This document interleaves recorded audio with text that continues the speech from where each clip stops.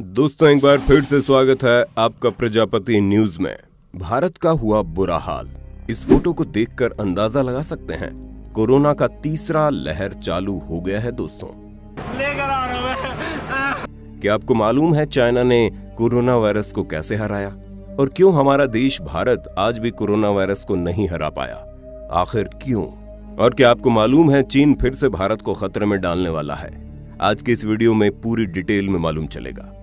दोस्तों आज हमारे देश में जो हालात हैं उसे देखकर हर किसी की रूह कांप रही है, क्योंकि भारत में कोरोना वायरस दिन दुगुनी रात चौगुनी तेजी से अपनी पकड़ लोगों के बीच बना रहा है और हर रोज नए रिकॉर्ड तोड़ रहा है। ऐसे में आपके दिमाग में ये सवाल कभी न कभी तो आया होगा कि दुनिया की सबसे बड़ी आबादी वाला देश चाइना, जहां से ये खतरनाक वायरस निकला था, आज पूरी तरह से कोरोना वायरस मुक्त कैसे हो गया?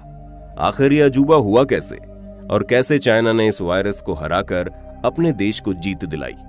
वहीं हम भारतवासी आज भी इस खतरनाक वायरस की चपेट में आकर कुत्तों की मौत मरने को मजबूर है। तो दोस्तों आज की वीडियो में मैं यानी आपका दोस्त विशाल प्रजापति आपके सभी सवालों का जवाब दूंगा, बस वीडियो के अंत तक बने रहना। दोस्तों एक दिन में 4 लाख नए कोरोना केस का आंकड़ा पार करते हुए हमारा भारत पूरी तरह से इस वायरस के चपेट में आ चुका है।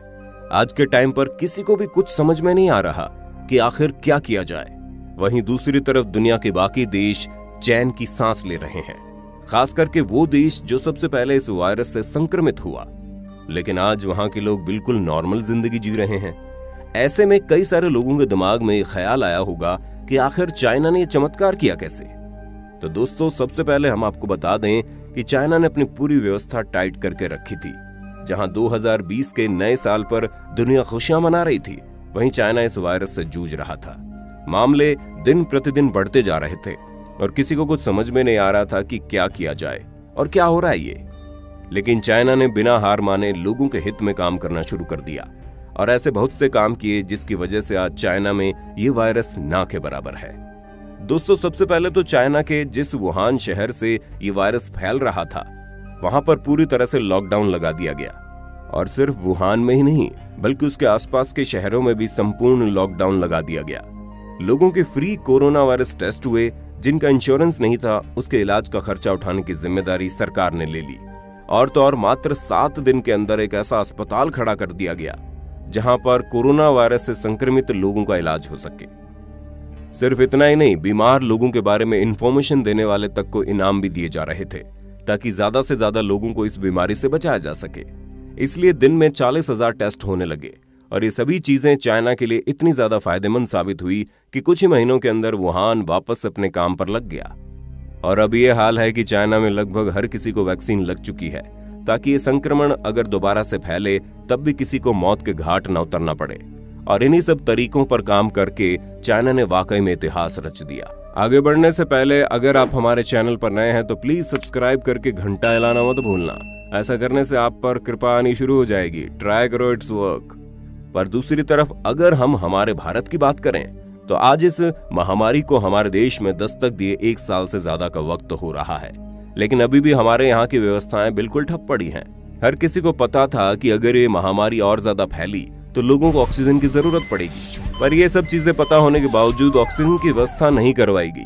अरे ऑक्सीजन तो छोड़िए, यहाँ तक कि हमारे देश में मरीज को भर्ती करने के लिए बेड तक नहीं है। जहां इस वायरस के फैलते ही चाइना ने केवल 7 दिन में अस्पताल बनवा दिया, लेकिन हमारे भारत में अस्पताल तो छोड़िए, अस्पताल के बाहर खड़े होने तक की जगह नहीं बची है साहब। हालात ये है कि अगर कोई मरीज मरता है तब जाकर उसका बेड दूसरे मरीज को मिलता है।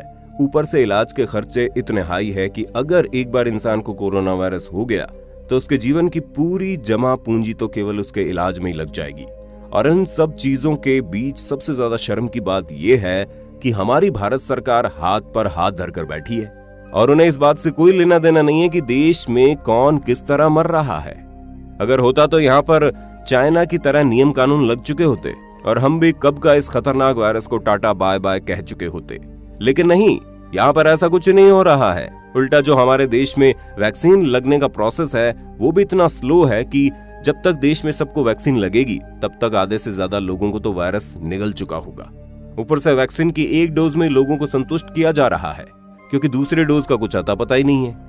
मतलब दोस्तों आप खुद ही सोचिए ये वायरस कितने भयानक तरीके से जब आज से 1 साल पहले आया था तो सबसे ज्यादा खतरा चाइना को था, लेकिन चाइना ने हर एक चीज को इतने बेहतरीन तरीके से हैंडल किया कि आज वो वायरस से नॉर्मल जिंदगी जी पा रहे हैं। लेकिन हम भारतवासियों ने इस वायरस को कुछ ज्यादा ही हल्के में ले लिया था और यही नतीजा था कि आज ये वायरस हमें हल्के में ले रहा है और हजारों लोगों को मौत के घाट उतार रहा है।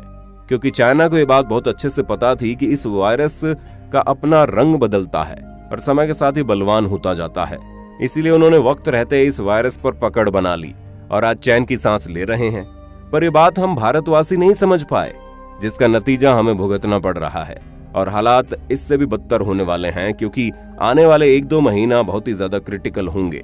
ऐसे में अगर अस्पताल न बनवाए गए, ऑक्सीजन सिलेंडर की व्यवस्था न की गई, यहाँ तक कि लोगों को फ्री इलाज और वैक्सीन न दिया गया, तो आप समझ लीजिए अभी तो कुछ भी नहीं है, आने वाला समय इससे भी ज्यादा खराब हो जाएगा।